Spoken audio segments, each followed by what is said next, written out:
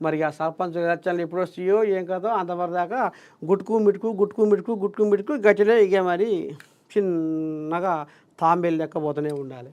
ఇక ఎవరిని వదలం,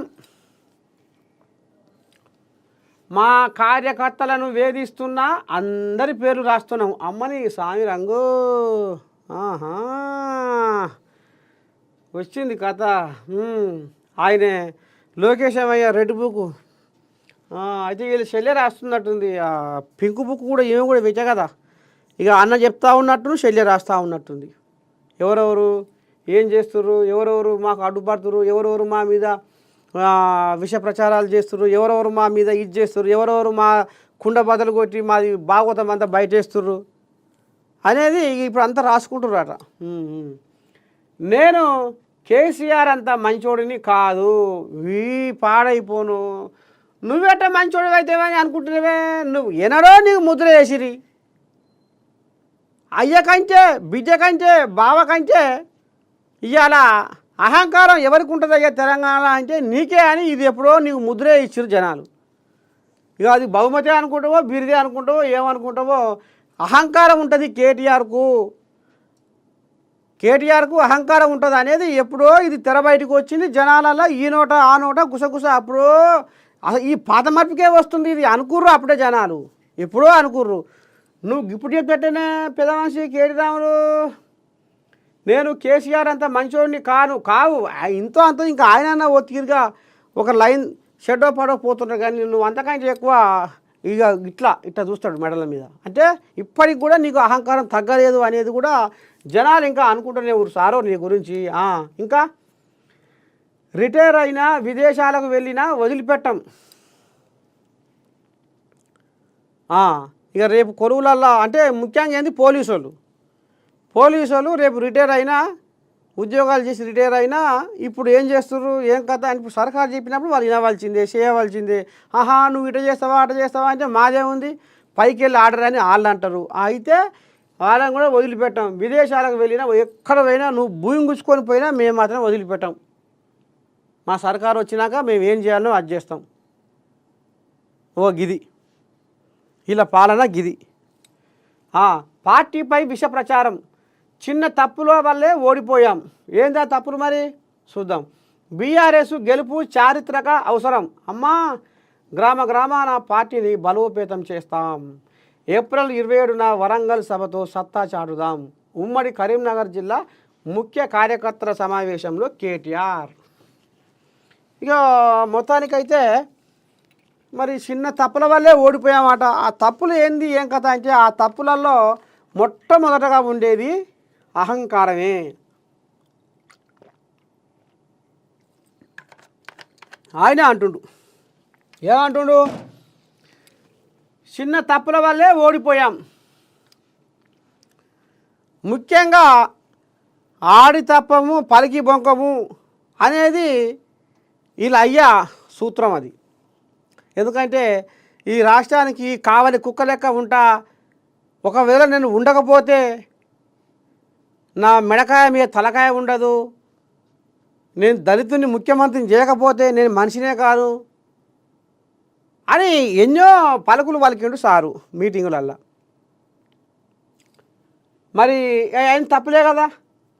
ఇక మంత్రులకు ఎమ్మెల్యేలకు కనీసం మా నియోజకవర్గంలో ఈ బాధ ఉంది ఈ సమస్య ఉంది మరి షెడ్డో పాటో మరి పెద్ద మనిషి చెవులు వేస్తే ఏమన్నా ఇదవుతుందేమో అన్న ఆలోచన మీద పోతే వాళ్లకు ఈయన ఇయ్యలే అపాయింట్మెంట్, ఇలా అయ్యలే. ఇంకో ముచ్చటేందంటే ఇప్పుడు కాంగ్రెస్ గజనెక్కినాక రేవంత్ అయ్యా బయట దేశాలకు పోయి పెట్టుబడులు అదో ఇదో దావోస్ అని ఇక ఇక్కడని అక్కడని సింగపూర్ అని బాగానే ఇక మరి పెట్టుబడులు గుంజుకొస్తుండు. కానీ కేసీరావు ముఖ్యమంత్రి అయినాక 10 ఏళ్ళ రాజ్యంలో ఎప్పుడు కూడా బయట దేశాలకు పోయి పశలు పెట్టుబడులు షెడ్డో పాడో వ్యవహారం నడపలేదు జరపలేదు. ఇక ఈ కొయ్యకపోయేది అయిందాని కాందానికి సీమ సిటుక్కుమంటే పోయి బయట దేశంలో అండబెట్టి ఇక అక్కడ రాసుకొని పూసుకొని తిరిగి షెడ్డో పాడో ఇక ఈయనే పోయిండు బయట దేశాలకు. ఈయనే పోయేది అంటే ఈయన చిన్న ముఖ్యమంత్రి. ఇక ఆయన దిష్టిబొమ్మ లెక్క తయారు చేయించిండు. నేనే ముఖ్యమంత్రిని అన్నట్టుగా ఇక ఈ కోయిలాగా బ్రహ్మాండంగా తిప్పట్లాడింది, తిప్పులాడింది. ఆఖరికి వస్తరకల్లా చిన్న తప్పుల వల్లే ఓడిపోయాము. మరి అదే కదా, 10 ఏళ్ళు మీకు జనాలు టైం ఇస్తే ఇక మరి మీరు అంత కథ అంతా గోల్మాల్ వ్యవహారం ఉంది కాబట్టి అనేది జనాలు కుర్చీ ఇర్రగొట్టిర్రు. ఇక మరి ఇప్పుడు రేవంతమయ్య కట్టిర్రు అంటే రేవంతమయ్యకు ఇంకా ఉన్నది టైము చూస్తాము అంటారు జనాలు. సరే ఇక ఆయన ఇప్పుడు చేస్తానే అప్పుడు చేస్తానే ఎప్పుడు చేస్తాడు ఏంది ఏం కథ అని ఈ ముంగటేసుకున్నా. అయ్యో ఆయనకి ఇప్పుడు 5 ఏళ్ళు టైం అయితే ఇచ్చినాం. ఇక షెడ్డో పాటో 5 ఏళ్ళు టైం ఇచ్చినాం. ఈ 5 ఏళ్ళల్లో ఆయన ఏం చేస్తాడు, చేస్తాడా చేయడా? తెలంగాణ రూపురేఖలలో కొద్ది గొప్పన మార్పు వస్తుందా రాదా? లేకపోతే సిప్ప ఎనుగులే ఉంటుందా? సిప్ప ఎనుగులే ఉంటే ఏం చేయాలో మాకు తెలుసు అనేది జనాలు తెలియదక్కువ ఏం గారు. జనాలు చాలా తెలియకల్లు, వాళ్ళు కూడా అంతా పేనుకొనే ఉన్నారు. ఇక మొత్తానికైతే చిన్న తప్పుల వల్లే ఓడిపోయామనేది కోయిలాగా బరాబరు ఒప్పుకుంది. అలా మొదటగా ఉండేది అహంకారము. అహంకారం వల్లనే వీళ్ళ పార్టీ ఇలా పాతాళ లోకంలో పడిపోవడానికి ప్రధానమైన కారణము అహంకారము. తర్వాత ఏమొస్తుందయ్యా, ఉద్యమకారులు వస్తారు. ఉద్యమకారులు పాపం వాళ్ళు బుగిదినక ఇవాళ భార్య పిల్లల్ని వదిలేసి అయ్యమ్మని వదిలేసి పరుసు పోరగాళ్ళు ఉద్యమకారులు మా తెలంగాణ మాకు రావాలి, మా తెలంగాణ మాకు ఏర్పాటైతే మాకు మా నీళ్లు మాకే, మా కొలువులు మాకే, మా నిధులు మాకే అని పాపం వాళ్ళు తల్లాడిర్రు. ఇవాళ ఆఖరికి వస్తరకల్లా ఉద్యమకారుల ఏడబెట్టిండయ్యా, ఎక్కడో ఊరు బయట పెట్టిండు ఉద్యమకారుల. ఊరు బయట ఏముంటుంది, చెరువు. చెరువును చూసిండు ఉద్యమకారుల.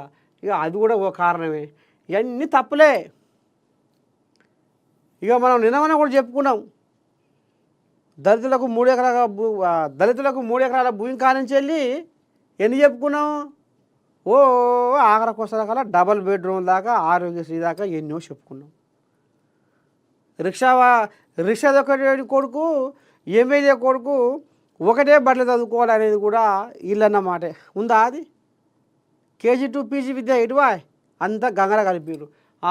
ఇక అందుకనే చిన్న తప్పుల వల్లే ఓడిపోయాము. అవి చిన్నయ్యం కావు సారు, నీ దృష్టిలో చిన్నయ్యం కావు, జనాల దృష్టిలో మీరు పెద్ద తప్పులు చేసిరు కాబట్టి జనాలు మిమ్మల్ని తాస్వం పగబట్టి కాటేసిర్రు. ఇవాళ మీ కుర్చీని గుంజుకొని పక్కకు పెట్టిరు మిమ్మల్ని. బీఆర్ఎస్ కార్యకర్తలపై కేసులు పెట్టి వేధిస్తున్న ఏ ఒక్క అధికారిని వదిలిపెట్టిపోమని ఆ party working president KT Rama Rao హెచ్చరించారు. అందరి పేర్లు రాస్తున్నామని విదేశాలకు వెళ్ళినా వదిలిపెట్టే లేదని అన్నారు. తాను కేసీఆర్ అంత మంచివాడిని కాదని స్పష్టం చేశారు. చూసినారులో కోయిలాగా ఆంబాయ ఎట్ల ముందో ఆదివారం కరీంనగర్లోని కన్వెన్షన్ సెంటర్లో నిర్వహించిన కరీంనగర్ ఉమ్మడి జిల్లా ముఖ్య కార్యకర్తల సమావేశంలో ఆయన మాట్లాడారు. రాష్ట్రంలో ఎవరిని కదిపినా కన్నీళ్లు పెట్టుకుంటున్నారు. కేసీఆర్ ఉన్నప్పుడే బాగుండే అని యాది చేసుకుంటున్నారు. ఎప్పుడెప్పుడు అని బీఆర్ఎస్ మళ్ళీ అధికారంలోకి వస్తుందా అని ఎదురు చూస్తున్నారు. అందుకే రాష్ట్రంలో బీఆర్ఎస్ గెలుపు చారిత్రక అవసరం. పార్టీపై విష ప్రచారము, అంతర్గత పొరపాట్ల వల్లనే ఓడిపోయాము. వాటిని పునరావృతం కానివ్వం. కేడర్ను సంస్థాగతంగా నిర్మించి బలోపేతం చేస్తాం. జిల్లా పార్టీ కార్యాలయాల్లో శిక్షణా శిబిరాలు నిర్వహిస్తాం. నేను కేసీఆర్ అంత మంచోడిని కాను. మా కార్యకర్తలపై కేసులు పెడుతున్నా ప్రతి అధికారి పేరు రాసుకుంటున్నాం. వాళ్ళు రిటైర్ అయినా విదేశాలకు వెళ్ళినా వదిలే ప్రసక్తే లేదు. ఏప్రిల్ 27న వరంగల్ సభలో మన బలం చూపిద్దాము. ఇప్పుడు ఇంత పొడుగు అంత పొడుగు అని కేటీ రాములు శిల్కపాలకులు వలుకుతుండు కదా, ఏమంటుండు? రాష్ట్రంలో బీఆర్ఎస్ గెలుపు చారిత్రక అవసరం, పార్టీపై విష ప్రచారము, అంతర్గత పొరపాట్ల వల్లనే ఓడిపోయాం అని చెప్పుకొస్తుండు. మళ్ళీ ఈడేం చెప్పుకొస్తుండు? ఏప్రిల్ 27న వరంగల్ సభలో మన బలం చూపిద్దాం. స్థానిక సంస్థల ఎన్నికల్లో బీఆర్ఎస్ నేతల్ని గెలిపించుకొని సత్తా చాటుదామని పిలుపునిచ్చిండు. అయ్యా స్థానిక సంస్థల ఎలక్షన్లల్లా ఇక అంటే మీ కథ మళ్ళీ మొదటికే వస్తుంది. సర్పంచులు ఇప్పుడు ప్రతి ఊళ్ళే సర్పంచి విసిగి వేసారిపోయిండు వీళ్ళ కాలంలో.